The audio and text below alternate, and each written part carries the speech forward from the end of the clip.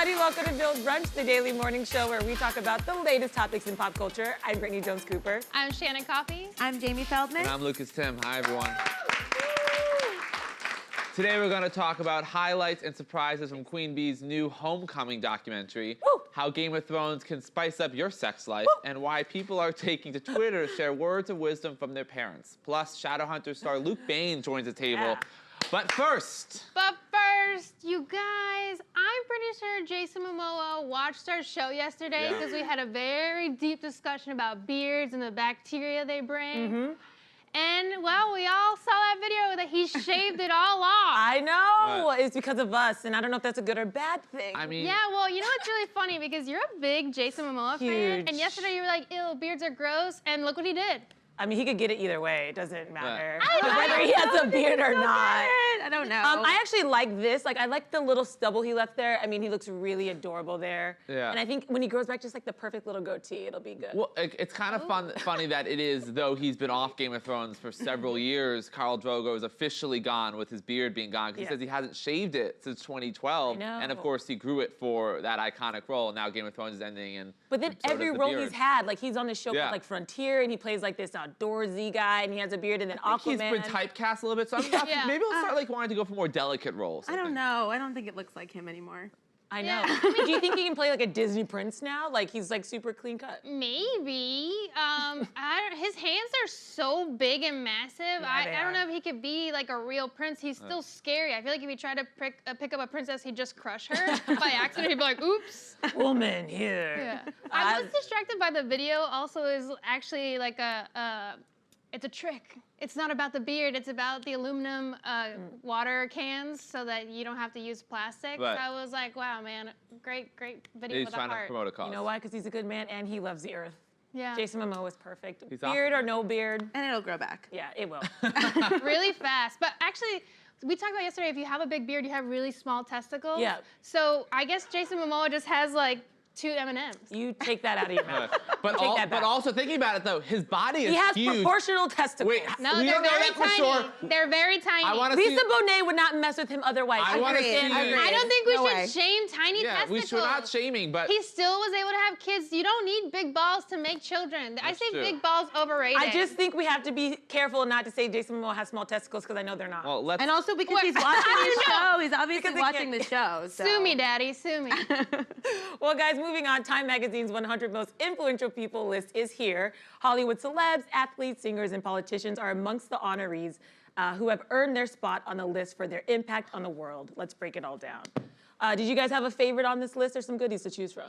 Yes. A favorite. I had 100 So favorites. many Well, not favorites. actually, because only 100 people. Well, so for I you, had I'm a gonna lot. make you pick one. 95 favorites. One that really jumped out. They were so incredible. I mean, I think the big takeaway I took with this was girl power. I mean, so many prominent girls, from politicians like AOC and Nancy Pelosi and all these great people, to celebrities like Amelia Clark and Lady Gaga. I just, Sandra Oh. Sandra Oh. Just Samin Nosrat, my queen. Yeah. Queen of my life. Yeah, is that Powerful your women. pick? Mike Khaleesi, yeah. Why? Samin Nosrat is Mike Khaleesi.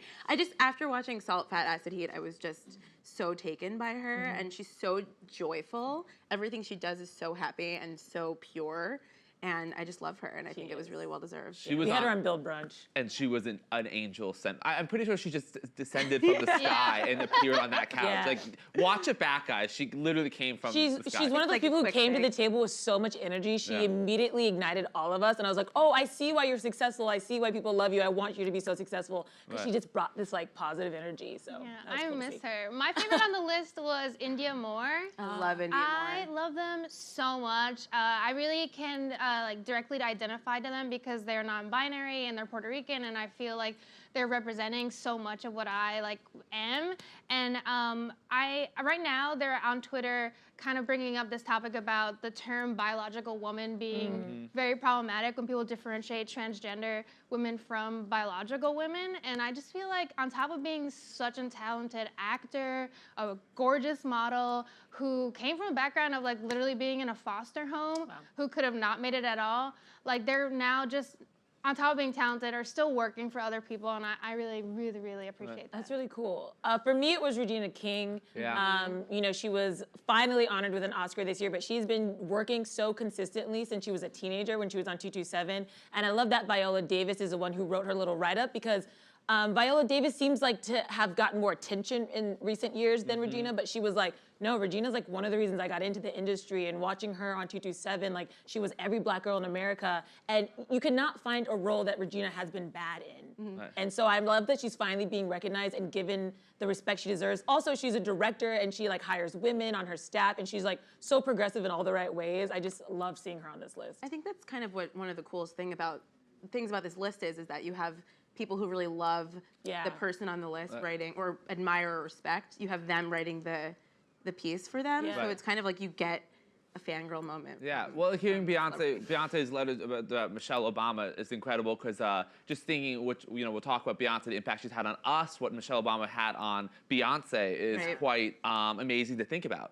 and humanizes Beyonce in a way that I don't think often happens. Yeah. Never. Never. There's also some weird ones on the list. We had Christine Blasey Ford. We know that she's the one who spoke out against Kavanaugh. Yeah. Kavanaugh also made the list because he is now a Supreme Court justice. So this list really is profiling people who have impacted Who have culture this affected year. change. Yeah. And so a lot of people have some issues with Kavanaugh being on the list. Well, I mean, I think it's an interesting discussion, and Time Magazine, I think I get why they put both on it, because they were such a big part of this year. But if you do read the profiles, Brett Kavanaugh is written by Mitch McConnell, who is the leader of the Senate, also more turtle than man at this point. And what he describes of Brett Kavanaugh is this qualified man who's disciplined and impartial, and I don't remember that when he was screaming about beers and calendars. Yeah. I just remember beer, and the Clintons. And then hers is written by Senator Kamala Harris, who just really talks about that. beautiful. She's a teacher at heart, and she did this for out of love of this country and, Right. and enlightening us in a topic that has been often overlooked. I think kind of echoed the two profiles kind of echoed the hearings too, right? Because you had Christine Blasey Ford so poised, so put together, putting herself out there in this really terrifying way for the good of the country, and then, like you said, you had Kavanaugh screaming about beer and working out. So I don't know. Do kind you of drink? not- Do you drink, Senator? Do you? yeah. Do you? Do you? I don't know. I like beer. I like beer. There might be beer in this mug. We would welcome that. It's a little early for me. But. It's never too early. All right, well, Beyonce's Homecoming documentary is here, and just like her, it is flawless. The documentary dives into the Queen's historic 2018 Coachella performance, showcasing all the behind-the-scenes action, dance rehearsals, and glimpses into the singer's life. I feel like since I got here this morning, we haven't talked about anything else, right? Yeah. It's just. There's nothing else to talk about. It's just. Like, Oh, no. there are just like certain things in life that give you hope again. And let me tell you, when I got home, I stayed up late to watch this whole thing. It was so good, guys. I mean, just from a fan who has loved Beyonce for most of my life, seeing this show and what she throws back to the choreography we all know and love, like from Diva and Single Ladies, but to the new stuff and the celebration of Black culture, and just the show she put on is just so impressive. I died. I had watching like it. a lot of deep feelings. It's one of those things, honestly, and not to be like too dramatic, but what that performance means is so profound. And I think in a lot of ways, especially for somebody who grew up in a predominantly white space, I spent a lot of my life not feeling confident in my Blackness and kind of defending it or whatever. And then when it's just on display in such a beautiful way and everything is so tight and you got the drums, and you got the dancer, and I've never felt more proud, and that's special. And I think that's rare. And I think this performance will go down in history for that reason alone, for how she makes Black people love themselves. And just seeing the amount of joy and the amount of talent and the amount of hard work, I think we kind of needed that documentary, right? Because everybody watched the live stream, everybody saw the performances, everybody read and wrote things about it, but to just see the way it all came together, to see how passionately she worked and how closely she worked and how truly excited everybody was to be there was so special and so powerful. Yeah, I love that Beyonce is able to, it's not even like reinventing herself and becoming somebody new, but like taking her solid, like iconic work and showing us that creativity can just like, you can have the same product and just like bring it new life by like collaborating or just by like, like her magic. Right. Yeah, And changing the arrangement of the songs and putting in other artists' songs. But She's just endlessly creative and she will never be stale. She can come back and do Coachella every year and I would 100% bet that we would never be unhappy with it, and it wouldn't be just empty hype. It would be because she delivered a product that we believed in. But that's a good way of putting it, because I think what makes her different than some incredible artists of the past 30 years who do reinvent themselves a lot, like Madonna, like Gaga, whatever. Awesome, that's an incredible thing. Beyonce's not about that, and it's more about like taking what you said, the old, the new, and kind of growing, because she's so talented. And though this documentary is mostly about the show, you do get tidbits from her rehearsals, learning that it was like an 8-month process. What the most profound part to me is what she talks about after giving birth to her twins. And she had legitimate fear of not getting her body back, of not being able to do what she did. And also talking about, like, which we see when we watch her perform, her choreo is not a lot on technical skill, it's a lot on feeling. And she's like, if I don't feel like myself, which she admits to, I don't know if I can do this anymore. And listening to Beyonce say that, I actually found it more personal than her last documentary, Life is But a Dream. That little 5-minute tidbit, I was like, wow, this was really honest and really vulnerable. I think because she showed us how much she truly struggled, that she got up to 218 pounds and that she had to slim down in order to do a 2-hour show to the level that we've come to expect. And the pressure that put on her, the hours she was putting in, and then having to go back and be a mother, breastfeeding her children during the day while she's like going from soundstage to soundstage, working on the music, working on the choreography. I mean, this was a year-long process, and we saw the end product and it was perfect, but I think it was important for us to see how much of herself she really poured in. And she says at one point, she goes, I pushed myself harder than I ever thought I could, and I'll never do that again. I think it's just, it took everything in her to do this performance. I think that is so rare and so important and very much needed in our society, because we're kind of obsessed with the overnight success, the naturally, like, I just put this out there and it's amazing, the I got my body overnight, I drank a detox tea bullshit line that they're feeding us on Instagram every day. Showing us that she had to work to get everything she has, that it's not easy, that it takes a year, I think is so impactful. And hopefully more people look to her and less at, you know, the flops, the fakes. I've also never related more to anyone as I did to her when she was like, I'm not eating dairy, I'm not eating carbohydrates, I'm not eating sugar, I'm not drinking alcohol. I am so hungry. Oh my God. It's like, girl. And she's breastfeeding. She's so hungry and she's breastfeeding, which is insane.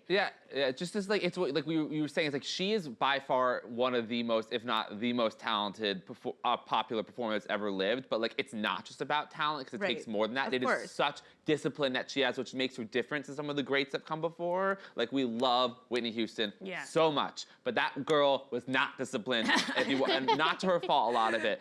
But like, it just, she's so disciplined, and she's so in a different, and also Whitney, my favorite part, also the Beyonce doc. Why are you down there? Was when Beyonce puts on an old costume and fits it. It's like when you try on old jeans and fit it. And I was like, girl, that is a $10,000 amazing Beyonce costume. Look, she FaceTimes Jay. She's like, I fit in my old costume. Yay. And I'm like, good for you. And he's like, okay. And she like rolls her eyes. It's amazing. But can we talk about, just really quick, I loved all of it, but Destiny's Child for me was so special. And I've always been a Kelly stan. She was always my favorite. If you were to ask me when I was 14 who was going to be the breakout in Destiny's Child, I would have said Kelly. I was wrong. But I loved like, that was such an amazing part. Even though Michelle was like offbeat, it didn't matter. It didn't matter. It was for the nostalgia. She was, guys. You know that part in Soldier, if like he gotta carry big things, you know what I mean? When I first heard that, I didn't know what they meant. But I pretended to do. I was like, oh, I know what they mean. So many things like that. Like heavy boxes. Yeah, they need a soldier. Strong, very strong. Very strong. Epic. Watch it, guys. You haven't watched it. Watch it. Game of Thrones is giving fans a chance to live out their sexual fantasies. The show has inspired many sex toys, including a line of items called Game of Moans.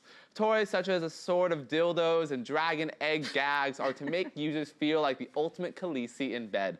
So I basically paid, my entire paycheck this week is on the Game of Moans. Oh, really? What was your first item? Was it the Jon Snow sword dildo, or? Yes, I really love the Khaleesi egg gags. I think I definitely want to feel like I am a mother of dragons, father of dragons. I think the only not scary sex toy on this whole list is the sword. Right. Like the White Walker dildo is freaking me out. It glows in the dark. It's called the Night My King. question is, can you put it in the freezer? The Night King.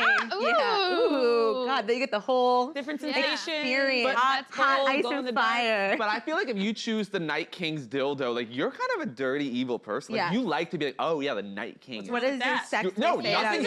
We're not king shaming. Please We're do not king shame. We're not. Definitely not. Some of us but it's revealing. Want to fuck White Walkers, and that's okay. You know, the Night King, if you do remember, was pretty fly before they was really shoved hot. the dragon glass into And his at least sword. White Walkers used to be humans. One of the dildos is the dragon dick. And I'm like, Drodon. bestiality. Like, that dragon dick is a little scary. Nothing's It's off limits Really on Game of scary. Thrones. So veiny. I really wish that they had just given us like a Jon Snow head, and Right. I would just cram that into my vagina. Yeah. Just I his would head? just shove the whole head in my vag. Totally. With all the curls. Yeah. Oh, I want the full head of hair. Just It's like gonna walk be around with it yeah. in. It's just me going to the hospital because I'm like, what happened? Why did I do this? Why did they sell this? Oh, because I forced them to. I think my favorite part of like, there's obviously all these dildos and ball gags and Yeah. all that stuff, but they also have like role play outfits. Sexy outfits. Real talk, I would buy one of those Khaleesi outfits. Yeah. They're so cute. They're Okay, like lingerie.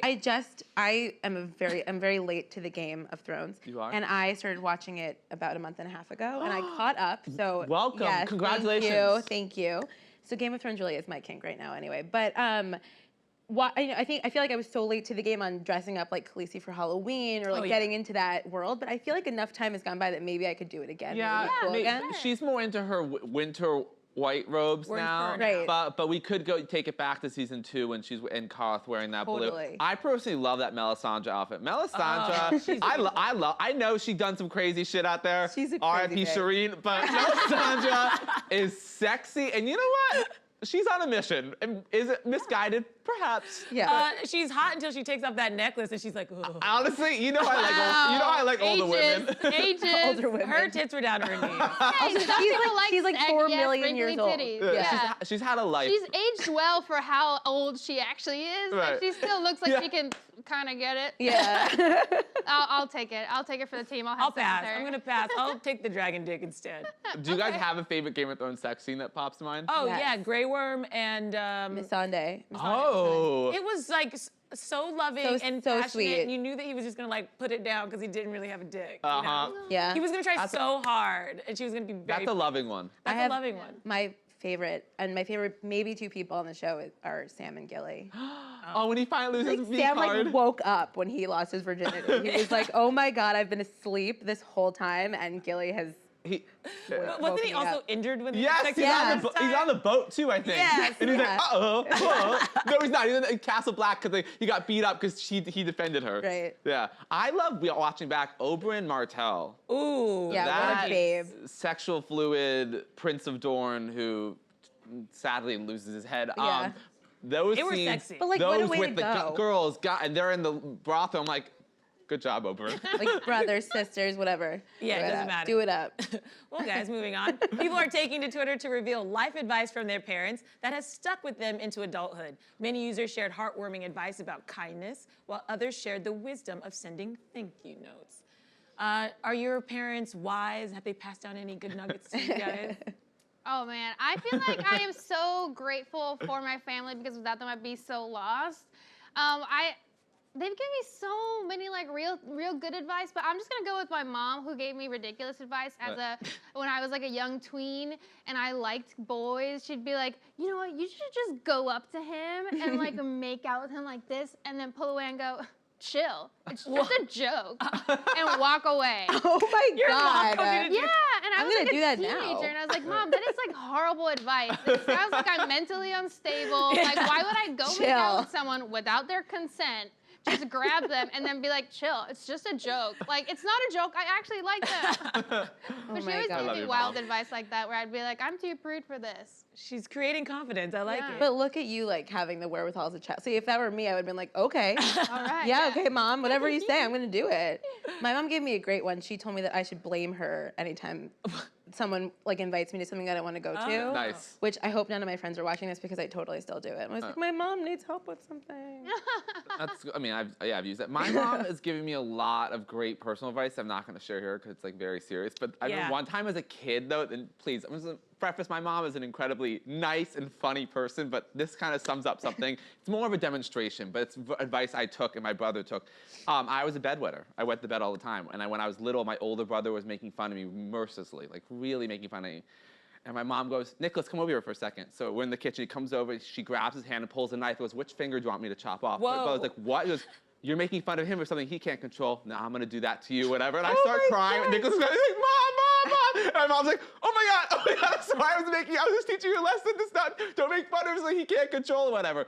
Good lesson, and we never a did good after lesson. that. Your mom was maybe I watching love Game of that. Thrones like years Yeah. early. My mom was the sweetest, but also Italian, and just like, well, Right. like, she was never gonna hurt us, so don't Yeah. tell Yeah. It was a joke. I was like, but, show me your fingers. How many do you yeah. have? And my brother is perfect as 10 fingers, but we learned a lesson. Well, we've never seen your toes. Ooh, True. Good Never place will. to hide And the you child never abuse. Because they're not there. Because my feet are disgusting. My mom So is are like mine, very sage, and she's like a guru, and she has nothing but good advice. Like she to me is like one of the most profound people on the planet. She's super intuitive, and like she could predict things before we'd even do them, and like she has helped me out of so many dark places just by saying one thing. Right. But I think because she was a single mom, she always had this thing of like, we'll figure it out.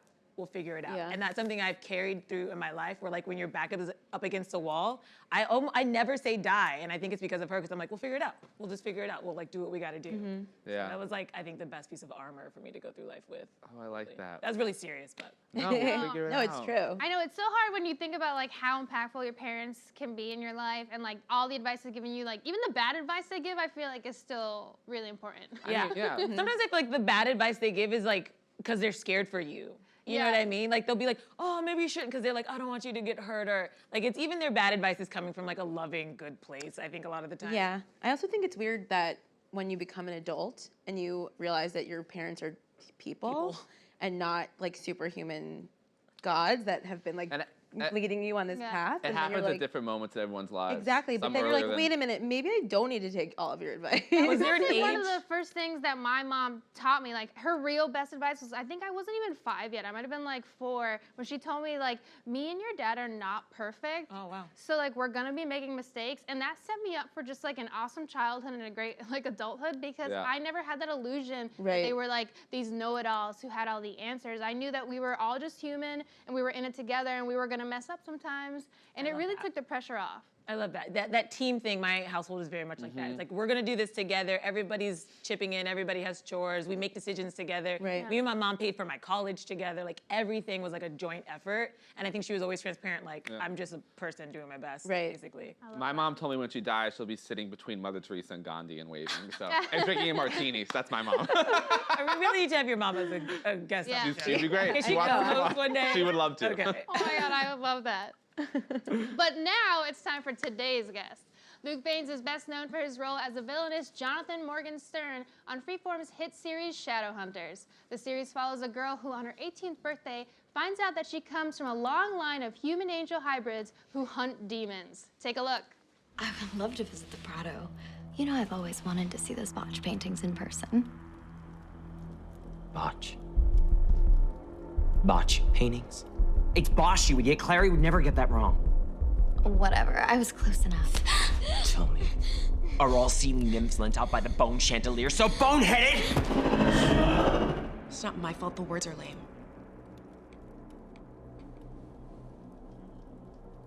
Stick to the script. And never mouth off to me. Won't happen again. I promise. I'll be better. Don't bother. I was foolish to ever think I could be satisfied with a fake. I suppose I'll just have to get my hands on the real thing. Everyone, please give a warm Build Brunch welcome to Luke Baines. Hello. Hey! We're so happy to have you. Shadowhunters, Thanks. Unstoppable. Yeah, well, yes. Well, I mean, everything has to come to an end, but I feel like your fandom is so insane. They're so intense and passionate, and they just like, I mean, they love you guys so much. It's so wonderful. How has it been, like, being part of Shadowhunters? You know, it's really strange because I only came into it like this past year, so I still don't get it. Like, as in, I don't get my association with it. Like, I see the fans and I see the fandom, and they're so wonderful and they're so lovely, but I'm still like, oh, that's like Cat and Dom's fans. Right. And they're like, no, we love you too. I'm like, no, that's not me. That's someone else. Oh no, they love you. It's weird. It's very, very, very weird. Yeah. So the finale is 2.5 hours long. Yeah. That's like a whole ass movie. Yeah. That's like longer than the Beyonce doc. That'll be longer than the Game of Thrones finale, Yeah. I Oh, think. yeah. Well, we are better than Beyonce and Game of Thrones. Whoa! You heard it here first, guys. Oh, okay. Okay, be Fighting careful. Although words. some of That. the fans are like, they are. Yeah. Yeah. Fans like, I know, we're yeah. up again. Should I we're leave up now? again. Yeah, so, I don't know, maybe hide. Thanks for tuning in. The Beyonce is outside. Mayday. There's just everything like red lights and it shuts Yeah. down. It's 2.5 hours and it wasn't intended to be that way. It was meant to be a 2-hour finale. And they got in the edit room and they just had too much material, which was nice. Yeah. It's better than being the opposite way around of, us being terrible and not filling for 2 hours. And the network kindly let us have that extra half hour. They were like, you know what, it's great, don't do anything with it. And so yeah, it's long. I've seen it. It's it's a lot. It's a lot. I cried like 3 times. Oh, really? Yeah, not at my own stuff. Oh, okay. Just your own Weird. scenes. That would be a little narcissistic. No, but there's some, yeah. How was it shooting those final episodes? Was it really emotional and sad? Yeah, it was really sad. Yeah, I mean, it was like my last scene. It was just me and Kat and Kat McNamara, who plays my sister on the show, and we couldn't she was hysterically crying, and I might have shed a tear, but also it was very dusty, so I'm not sure. Oh yeah, maybe allergies or something. It was allergies. Yeah, definitely. I mean, I'm a man. I don't cry. Right. So catch us up with your character because like he's been dead, he's like come back to life and stuff. So when you first saw his arc, what was your reaction to all of that? I mean, it was a lot. Obviously it's a supernatural show, so those sort of things can happen. But yeah, it's a lot. He's also like, it's funny if I like explain to a friend or something that they're like, oh, what are you doing? And I'll say, oh, okay, so I'm playing this part angel, part demon, part human. I was like injected with demon blood when I was a baby. I was given up for adoption. Then I lived in hell for 10 years. Now I'm back to like, and they're like, wait, what? I was like, I don't know. I didn't write it. Yeah, but it's a lot. It's really a lot, but it's really, really wonderful because there's so much I can work with. There's so many layers that I can add to him, which is really, really wonderful for any actor to be able to do that. It's really nice. So going into the end, is there anything that you can tell us about his story that won't be a spoiler, but that is kind of a little It's tidbit? so hard, and I have gotten through. This is like one of my last interviews, and I've gotten through so many without spoiling it, and I reckon it's going to be this one. No, We'll get it. no, I mean I can't get fired, can I? I think that we'll see a different side of him. Okay. So what I really wanted to bring through these first like 7 to 9 episodes was the fact that he's not a black and white villain. There's a lot that's gone into him and who he is. And so towards the end though, things do take a turn. Okay, thank you. Yeah. Tell us a little bit about what it was like. What it's like working with this cast. It's so wonderful. So I've actually known Dom Sherwood for like 10 years. We did a commercial together when we were babies, and I've known Kat for a while as well. She almost did a movie that I did, and so we almost worked together on that. So it was really nice going into it, and then I was like fans of all the other characters because I watched the show because of them. So it was kind of weird. There were scenes where I'd walk on and I was fangirling. Yeah, I saw you were just at Coachella with Kat, right? Yeah. Did a little Instagram stuff for the show. Oh, yeah. How was that? Yeah, it was great. It was really how fun. do I come across on social media? Do I have any pointers? No, you know what? Maybe backstage. Okay, I'll all right. give you some Yeah. That's fair. To be fair, I just had one of my friends the other day said to me, she's like, I was going through your Instagram. And I was like, oh, God. And she was like, maybe like tone down a little bit. Wow. Yeah, she was like, I don't agree with no, that she was like, you assessment. come across just a little bit mean. And I was like, well, I kind of am. You're like, I've got to get to know humor. Fuck off. I mean, I was a little scared to meet you. I was like, is he actually evil? But you're so kind. Well, that's But an who act. goes on Instagram? This is actually the act. Okay. The guy on the... Sorry, what? Who goes on Instagram to be nice? I mean, Yeah, well, on. that's Yeah. that's the whole true. the whole That's true. concept. Yeah. You talked a little bit about filming the finale and that there were tears. Were there any behind the scenes kind of fun moments that you can share? Honestly, because we wrapped the season I think in May, and then we found out about the cancellation, and then they added the finale, so which is the 2 episodes. It was kind of how it all came about was very, I wouldn't want to say last minute, but it wasn't. We didn't have tons of time to have fun and hijinks and all that kind of thing. Right. But one of our last scenes that we did, we had a party in the Institute on the set, which was really, really nice. That's really fun. Yeah, it was really cool, and it was just so funny because I was waiting for just one person to film it. And end up on social media because it also gives away a very big part of the finale. Oh, God. So we got through without it. That must be really intense, kind of worrying all the time if. Yeah, it's something I've never had to worry about before. Most projects I've done in the past have been like, oh gosh, I hope someone sees this. Me too, with my Instagram. It's the truth. I mean, yeah, right? You like go through, who looked? No one? Okay, good. But yeah, you know, it's mostly like, oh God, I hope it gets good distribution or this happens or whatever. And with this, it's got the built-in audience Right. because of the books and then also because the show's been so successful.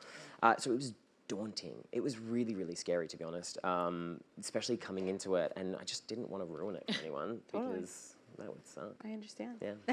First of all, Luke, great name. I'm Lucas. Nice to meet you. Yeah, good name. It's really Good just name, yeah. star quality. So outside of Shadowhunters, you also star in David Robert Mitchell's Under the Silver Lake with Yes. Andrew Garfield, right? Yeah. So tell us about that and working with Andrew. God, it was amazing. I love that poster. It comes out in New York and Los Angeles today. Comes out on VOD on the 23rd. I think it might be one of the best movies I've seen in like the past 10 years. Whoa. Controversial. It really is controversial. So we opened at Cannes and the reviews were mixed. Some people thought it was brilliant, some people didn't like it. I genuinely think it's so interesting and there's so much going on and it's definitely a movie you could watch 10 times and still find things. Even being in it, like after the premiere I went up to the director and I was like, hey, so what is that about? And he was like, I don't know. I was like, okay, cool. And like even Andrew and I were talking about it, we're like, what do you think that's? And he's like, I don't know. I was like, good. So, you know, funny. like if we can't figure it out, then there's definitely material for everyone else. Yeah. But it was so amazing to work with him. It was so terrifying because I'm such a fan of his. Boy A was one of my favorite films.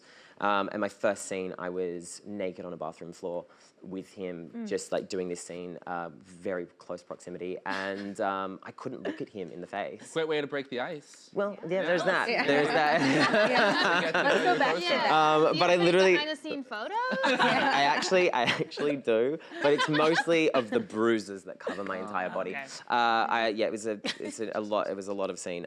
But it was funny because David came up to me and like after the first take, he's like, "I like what you're doing with the no eye contact thing, but maybe just mix it up a little." And I was like, "Oh yeah, that was a choice. That was absolutely a choice." It's because I couldn't look at him. He's so amazing. Right. And just he also is like one of those actors that comes to set and is on immediately. Like, take one, he's like there and present, and I was like, Well, besides acting, you're a really charitable guy. You're a big supporter of Oxfam International, Yes. which is trying to end global poverty. Can you Yes. tell us about that, how we can maybe help out? Yeah, you know, I've been working with them for like 3 years now.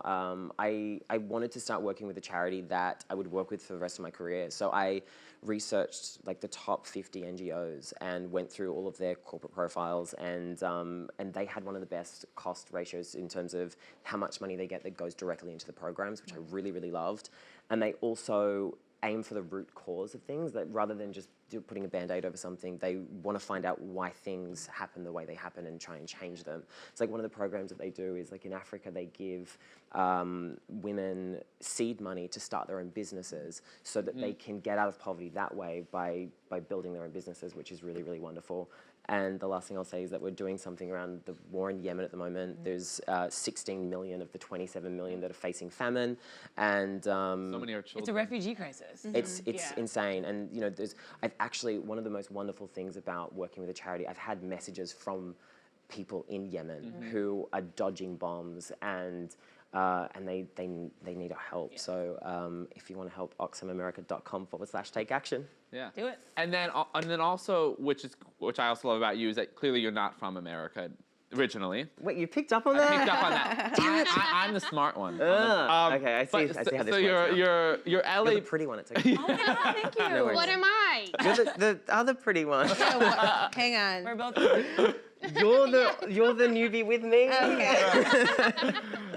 So you're LA based and you support LA local charities. I want to get this right. So Yeah. the VET Hunters Project, Yes. which connects homeless veterans to government programs, Yes. and then the BCR Burbank, a center for adults and children with developmental disabilities. Yes. Those sound like two incredible organizations that really are supporting such a portion of our population really needs help. Yeah, right so now. the thing that's really great about those two is that the work I do with Oxfam has more of like a global international reach. And obviously the work I do there is so important, but I do like to do some like hands-on. So with those, I get to actually see people and like work Right. with them. So Vet Hunters is awesome because they they go out into the streets and they find veterans who are homeless and connect them with the government programs they may not know about. And then BCR works with people on the autism spectrum, and it's actually, if you're ever in LA, it happens once a month, and they do like a disco where you go and dance. Love that. And it's like a 4-hour dance with the best music I've ever heard in my life, including My Heart Will Go On from Titanic. Because who doesn't want to dance? But to that? at a disco party? disco? Yeah, why not? It's like a school. It's like a school dance. I love that. And like your job is just to like get the party started. Yeah. I'm so good at do that. that. We I'm can down. do that. Honestly, yeah. Full Brunch LA, we're going. We're gonna be there. Actually, well, the weather's nicer, so. Just slightly. Yeah. We're like in Mordor right now. Yeah, it's spring, guys. What happened? New York is trash. Yeah. Don't get Oh wow. Yeah. Hey, We're someone. making enemies on today's show. Yeah, well, I mean, we really Yes, are. New York is trash. We love it, but No, it's I trash. love it. Yeah. I I'm so was. glad you're saying that because I'm usually the one that's saying New York is trash, and you're like, come on, it's not that bad. You I have was. a native New Yorker on the show today, so Who's the native New Yorker? fighting words. Oh, Yeah, are you me. okay? I'm okay. Do I need to hold you back? I'm sweating a little bit. First, I was not called the third pretty one, which would have been an easier way out for you. I And know, now you you're want water. attacking my hometown. So about to spill this mug of absolutely. beer.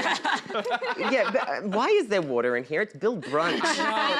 There We is missed it with cocktails yesterday. there is Yeah. a key ingredient in brunch missing, and that I is know. food and brunch. I mean, food and alcohol. We're working on it. We're working on it. You yeah. discovered the root of the problem. Yeah, There's well. food and alcohol. At Bill Brunch Interesting. LA, maybe there's food. Yeah. Here we go. No, are you kidding? No one eats in LA. It's green juice, it's Smoothies, celery juice. smoothies. Yeah, That's why I love going to LA parties because you get all the snacks to yourself. yeah, it's true Right. actually. Yeah, I just eat all the cake. It's amazing. I stand next to the like exit for the kitchen, and I'm just like, come to Papa. Yeah. It's so good. All right, well, Luke, thank you so much for being Thank you here. very much. Thank you Thank so you. much. See you in LA. We have LA plans. Yes. Excellent. You can catch Shadow Hunters Mondays at 8, 7 Central on Freeform, and check out Under the Silver Lake when it hits theaters this Friday. And thank you, Jamie, for co-hosting. Yay. And that's all from us. We'll see you tomorrow, same time, same table.